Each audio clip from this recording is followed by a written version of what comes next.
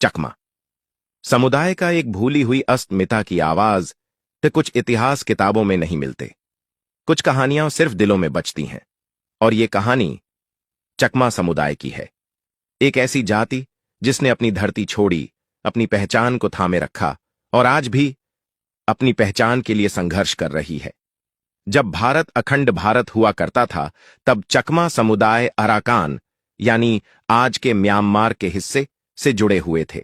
कुछ इतिहासकार मानते हैं कि इनकी उत्पत्ति तिब्बती बर्मी मूल से हुई, तो कुछ कहते हैं कि ये भारतीय राजवंशों से निकले थे और उन्होंने अराकान में चकमा राजवंश की स्थापना की थी। वे बौद्ध धर्म को मानने वाले, शांतिप्रिय, खेती करने वाले और पूरी तरह से स्वतंत्र लोग थे। लेकिन वक्त बदला। अराकान पर म्यांमार के राजाओं और मुगल शासकों का दबदबा बढ़ा। यहीं से शुरू होता है चकमा विस्थापन का पहला अध्याय। सन 16वीं से 17वीं सदी बर्मा में जब इस्लामीकरण तेज हुआ, तो बौद्ध चकमा समुदाय पर धर्मांतरण का दबाव डाला गया। कहा गया, इस्लाम कबूल करो या मौत। पर चकमा झुके नहीं। अपना धर्म, अपनी आस्था नहीं छोड़ी। परिजनों के साथ, बच्चों बुजुर्गों के साथ उन्होंने अपनी जमीन, अपना घर छोड़ दिया और निकल पड़े बंगाल की ओर, आज के बांग्लादेश के चटगांव हिल ट्रैक्ट्स।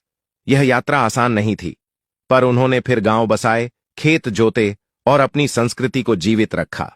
अराकान से चटगांव तक यह थी एक आस्था की लड़ाई। फिर आया मुगलों से टकराव। सन 1715 की व्यापार संधि में चकमा राजा को हर साल 11 टीले कपास का कर देना होता था। और जब सन 1657 में ईस्ट इंडिया कंपनी ने बंगाल की बागडोर संभाली, तो यही कर अब अंग्रेजों को देना पड़ा। सन 77 और सन 78 में जबरन कर वसूली के लिए अंग्रेजों ने चकमा साम्राज्य पर 2 अभियान चलाए, पर चकमा सेनापति रोनू खान और कुकी योद्धाओं ने उन्हें हर बार रोका। जब अत्याचार हद से बढ़ा, तो राजा धर्मबका खान ने गवर्नर जनरल से 1815 में समझौता किया। कपास के बदले कर तय हुआ, पर साल दर साल ये कर बढ़ता गया। सन 1961 में अंग्रेजों ने प्रशासनिक हस्तक्षेप शुरू किया। बांट दिया गया 3 सर्कल, मोंग, भोमंग और चकमा। राजा की ताकत छीन ली गई। राजा अब सिर्फ एक प्रमुख बनकर रह गया। सन 1991 में देमागिरी और आसपास के इलाकों को लुशाई पहाड़ियों में मिला दिया गया और धीरे धीरे चकमा साम्राज्य इतिहास बन गया। फिर आई सन 1947 में भारत की आजादी, लेकिन चकमाओं के लिए यह भी एक और बंटवारा बनकर आया। 99% गैर मुस्लिम चटगांव हिल ट्रैक्ट्स के लोगों ने भारत में शामिल होने की याचिका दी, पर रेडक्लिफ की एक अनुपस्थिति और ये पूरा क्षेत्र पाकिस्तान को सौंप दिया गया। चकमा लोगों को भनक तक नहीं थी। उन्होंने 15 अगस्त को भारत का झंडा फहराया, पर 3 दिन बाद पाकिस्तानी सेना ने वह झंडा उतार फेंका। कुछ चकमा पहले से ही त्रिपुरा और साउथ असम में बसे थे। वहां उन्हें भारत की नागरिकता और अनुसूचित जनजाति की मान्यता मिली। लेकिन सन 1960 में एक और आपदा आई, जब बांग्लादेश, तब का पूर्वी पाकिस्तान में बना कप्ताई डैम। 55,000 एकड़ जमीन डूब गई। 1 लाख से ज्यादा चकमा लोग बेघर हो गए। न उनको मुआवजा मिला, न पुनर्वास।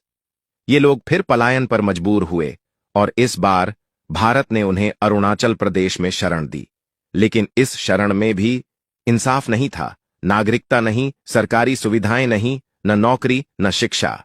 उन्हें कहा गया, बाहरी हो तुम। तब शुरू हुई एक और लड़ाई, पहचान की लड़ाई, न्याय की लड़ाई, नागरिकता की लड़ाई। सन 1990 के दशक में केस सुप्रीम कोर्ट तक पहुंचा। सन 1996 और 2015 में कोर्ट ने कहा, चकमा नागरिक हैं, उन्हें उनके अधिकार मिलने चाहिए।